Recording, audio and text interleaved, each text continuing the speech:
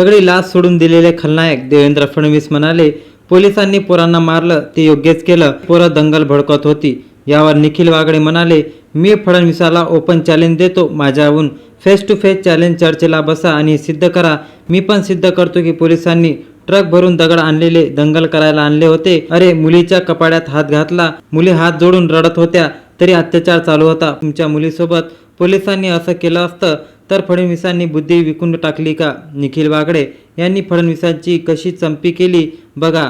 जब मोदी डरता है पोलीस को आगे करता है, ही घोषणा अगदी परफेक्ट होती आणि मोदी असेच पडून गेले. 56 इंच छातीचे आमचे पंतप्रधान काल अक्षरशः पडून गेले.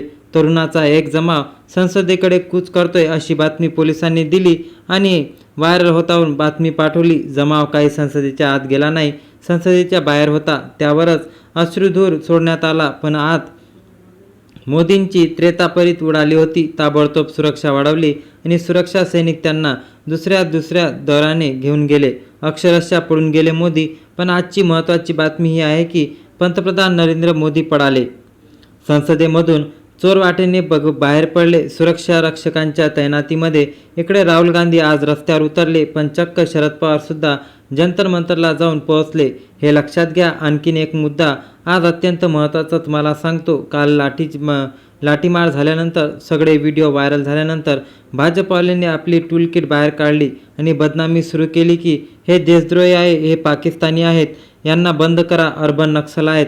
आज सगळी लाच सोडलेले महाराष्ट्राचे मुख्यमंत्री खलनायक देवेंद्र फडणवीस असं म्हणाले की पोलिसांनी जी कृती केली, तो लाठीमार केला, तो योग्यच होता, कारण की कसलं माणसं दंगल भडकीत होती. मी या क्षणाला या व्हिडिओच्या माध्यमातून फडणवीस यांना आव्हान देतो, जाहीर आव्हान, कारण कालचा जो प्रकार होता दिल्लीतला तुम्ही प्रत्यक्ष बघितला आहे, मी आय विटनेस आहे, असे म्हणत पुढे म्हणाले की 1 लाख मुलांनी जर दंगल भरायचं ठरवलं तर दिल्ली पेटली असती. लक्षात घ्या, संसदेही शिल्लक राहिली नसती. पण ही मुलं शांत होती, एकमेकाला समजत होती, त्यांची डोकी भडकलेली होती, पण कुणीही काही गडबड केली नाही. फडणवीसांना माझं आव्हान आहे, हिंमत असेल तर जाहीर चर्चेला तयार व्हा. हिंमत असेल तर मी बघितलेलं आहे डोळ्यांनी, तुम्ही नाही बघितलं. तुम्ही मोदीची चमचेगिरी करताय, तुम्ही अमित शहाची चमचेगिरी करताय. मुलींच्या कपड्यात पोलीस हात घालत होते, मागून मुलीचा दांडे मारत होते. अत्याचाराचे व्हिडिओ असंख्य आलेले आहेत, इंस्टाग्रामवर उपलब्ध आहे. तुम्ही बघा आणि सत्य परिस्थिती काय होती जाणून घ्या. काय म्हणणं आहे फडणवीसांचं की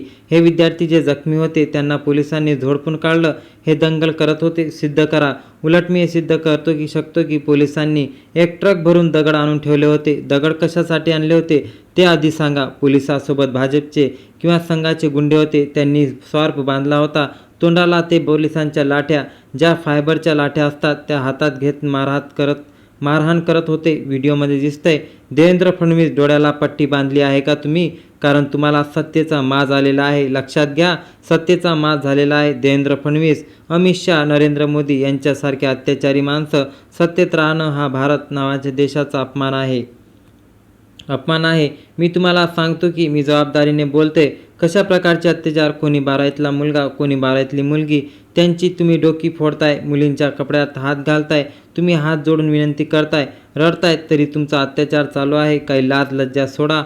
फडणवीस सरकार, तुम्हाला एक मुलगा आहे या लक्षात ठेवा. त्या मुलीचा चेहरा समोर आणा आणि मग त्या मुलीला पाठिंबा द्या आणि ते आठवा. फडणवीस, जरा ऐका, हे व्हिडिओ सत्तेचे झापड काढा. तुमचे वडील असते नसते, गंगाधर फडणवीस संवेदनशील होते आणि तुरुंगात गेले होते, स्वच्छ होते, चरित्रवान होते. तुम्ही सगळ्याला सोडचिठ्ठी दिलेली आहे आणि तुमचा एक पाळीव प्रवक्ता आहे, त्याचं नावसुद्धा घेण्याची त्यांची लायकी नाही.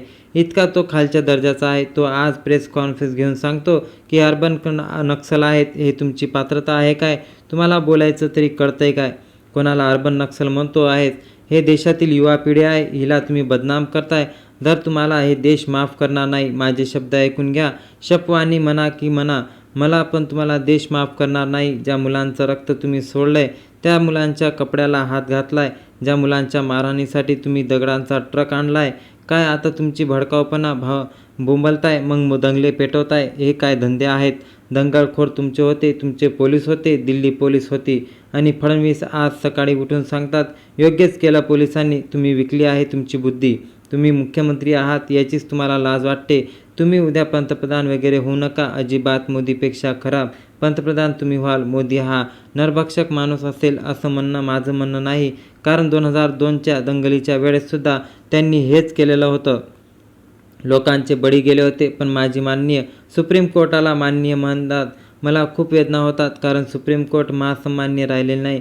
हे लक्षात ठेवा. माझी विनंती आहे, कोणीतरी या पोलिसावर केस टाकायला पाहिजे. त्यांनीच दंगल केली, त्यांनीच मुलीला विनयभंग केला, त्यांचे पुरावे उपलब्ध आहे. जर चीफ जस्टिस थोडी जरी लाज असेल तर केस नोंदवून त्या ताबडतोब सुनावणी करा, कारण की महत्त्वाची बाब आहे. कारण दिल्ली पोलिसांनी महापाप केले. लक्षात ठेवा, महापाप केलेलं आहे. मला असं वाटतं यांना सत्तेतून घातल्याशिवाय काही इलाज नाही. ज्या मुलावर अत्याचार झाले, ज्यांच्या आईवडिलांनी लक्षात ठेवा की तुम्ही जर तुमच्या भाजपला मत देणार तर तुमच्या खुल्याला द्याल. तुम्ही तरुण पिढीला बलात्कार करणाऱ्या राजकीय पक्षाला मत द्याल, तेव्हा विचार करा. लोक तापलेली आहेत, लोक नाराज आहेत, लोक संतापलेले आहे. भाजपवाल्यांनी दुफाडी झालेली आहे. मी 2 दिवसापूर्वी तुम्हाला यांचे संकेत दिले होते.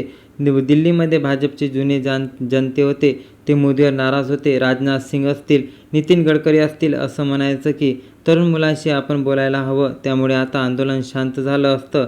पण मोदींनी उलटेपणा दाखवला. मोदींनी ताठरता दाखवलेली आहे. अमित शहा मोदीपेक्षा ताठर आहे, कारण तो पूर्वीच्या तडीपारग्रस्त आहे. क्रिमिनल रेकॉर्ड आहे त्यांच्या सगळ्या माणसाचं. मुद्दा एवढाच आहे की असा अत्याचार ही मंडळी जर सातत्याने करत राहिली तर खरं नाही, यांची सत्ता गेली म्हणून समजा. राहुल गांधींनी आज मोदीच्या घराबाहेर आंदोलन केलं. माझं तर म्हणणं आहे, काँग्रेसचे शेकडो कार्यकर्त्यासमेत त्यांनी हे धरणावरून बसायला पाहिजे मोदीच्या घराबाहेर, आणि जोपर्यंत न्याय होत नाही तोपर्यंत उठायला नको पाहिजे. तुम्ही उपोषण करू नका. या सरकारच्या समोर उपोषणाची काही उपयोग नाही. हे सोनम वांगचूक यांच्यावरून दिसलेलं पडते, पण धोरण धरू नका. तुम्ही मोदींची गाडी रोखू शकता, हे लक्षात घ्या. हिंमत दाखवली तर जे अत्याचारी मोदी आहे सरकार आहे ते कोसळायला वेळ लागणार नाही. निवडणुकीचा काही विचार करावा लागेल की या मॅनिप्युलेशन निवडणुका आहे, त्यामध्ये आपण सहभागी व्हायचं की नाही, हा विचार विरोधी पक्षांनी निश्चितपणे करावा लागेल. अभिजित दिपके यांनी जाहीरपणे सांगितले आहे की उद्धव ठाकरे मला रोज फोन करतात, मुलांची करावी तशी करावी चौकशी करतात. हे उद्धव ठाकरे यांचं मोठेपण आहे, लक्षात घ्या. अशी ठामपणे आणि निश्चित भूमिका निखिल वांगडे यांनी दिलेली आहे. यांच्या मनात आधी हे शब्द उसकटलेले आहे आणि त्यांनी ही प्रेस कॉन्फरन्सद्वारे आपल्या शब्दाला सांगितलेलं आहे. तडजोड करून आमच्याहून काही चुकी झाली असेल तर आम्हाला माफ करावे. शब्दांचा घोळ इकडे तिकडे झाला असेल तरी माफ करावे, अशी निखिल वांगडे यांच्याकडून प्रतिक्रिया आलेली आहे.